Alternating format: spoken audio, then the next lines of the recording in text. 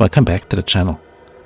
As this channel centers mostly around Moto Guzzi and its lovable, quirky two-wheeled friends, once in a while I come across something that is very different, and when all the stars align, it usually ends up in my garage.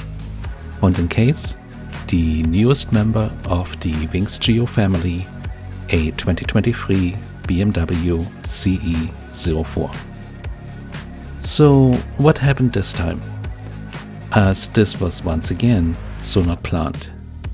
Well, we had some serious injury and very close calls in my local off-road Facebook group, to a point that my wife thought it was time for that talk about selling my off-road capable Temptation, aka the Triumph Scrambler.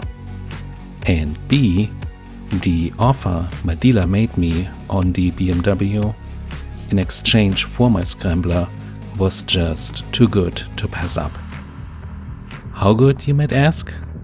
Well, try $6,500 off MSRP with no prep or freight charges.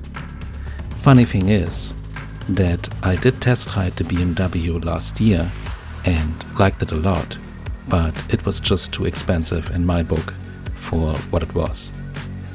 Well, take off $6,500 and it becomes a whole different conversation, to a point where set stars all aligned and it made sense to do the trade and keep my wife happy, while also finally getting my first fully electric street legal motorcycle.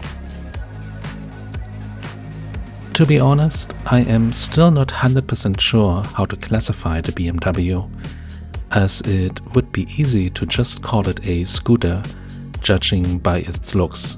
But then again, from the limited seat time I had so far, I can tell you that the BMW, to me personal, sits somewhat in the middle between a classic scooter and motorcycle. BMW created an interesting hybrid that still has to deal with some shortcomings in the technology department, but it's getting ever so closer to be taken rather serious for its actual capabilities. The seating position, for example, is designed in a way where you rather sit in the bike, creating a very motorcycle-like feeling, vastly different than, for example, my wife's Honda scooter, where the seating position is on top of the bike. Being fully electric and having instant torque for days, the riding dynamics are also more reminiscent of a motorcycle rather than a traditional scooter. With 42 horsepower on tap, 0 to 30 comes in a mere 2.6 seconds, and the bike will pull rather strong all the way to its limited top speed of 75 miles an hour. Plenty of fast to keep up with traffic even on the highway. Thanks to its battery sitting at the bottom of the bike, the center of gravity is so low that even at a hefty 500 pounds of weight, the bike feels rather nimble and, do I dare to say, sporty. The overall design language is rather futuristic and looks like nothing two-wheeled on the road at the moment. And I for once actually quite like it. I always like to be different, and just like the Moto Guzzi V100 is so much different in its own design language, this BMW does not need to hide, and I have been getting quite a few curious looks whenever I stop. There is quite a bit of useful storage on the bike, with options for more external storage, but in my personal use case, I am fine the way the bike sits. When it comes to the switchgear and technology, the usual BMW premium quality is present, with everything on board from ABS Pro traction control, 4 distinctive riding modes that cover any possible riding scenarios, along with heated grips and a heated seat, and of course the industry-leading TFT dash that was even enlarged for this application, now capable of splitting the screen depending on your liking and needs. So what's not to like?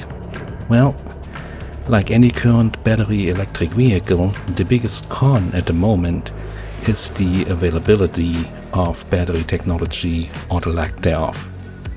It is still early days for this technology, and I expect it to vastly improve over the next few years. In case of the BMW, with a full charge, you are looking at a range of 45 to 85 miles depending on riding mode and usage. Before I agreed to trade for the Scrambler, I took a very hard look at my personal use case, and it actually did make sense, as it is actually capable of covering 80% of my usual riding while having the Moto Guzzi and M1000R to cover the rest. So in my case, it was a win-win situation. Just to elaborate a little bit further, most of my riding takes place locally in a 45 to 90 minute riding time frame, in which I usually cover 50 to 60 miles before returning home. Well, that is within the capabilities of the BMW, but where the bike really shines is its recharge times. It actually only takes about 45 to 60 minutes to charge the bike back up to 100% thanks to its built-in quick charger that is fully compatible with our electric car charger that is, by the way, powered 100% by solar, which means I am riding the BMW literally for free. How about that?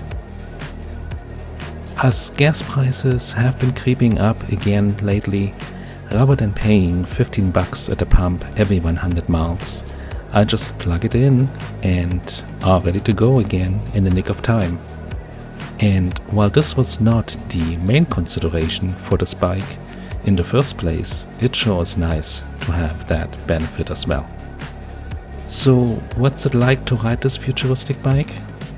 Well, if I had to describe it in a few words, I would have to say that it is weirdly satisfying to ride in a way that keeps me coming back for more.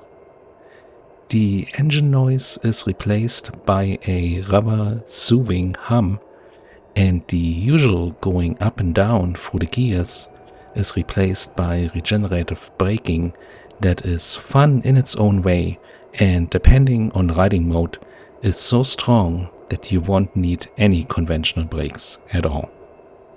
And while I can see the purist cry foul at my assessment, I dare you to take a CE-04 out for a spin with an open mind.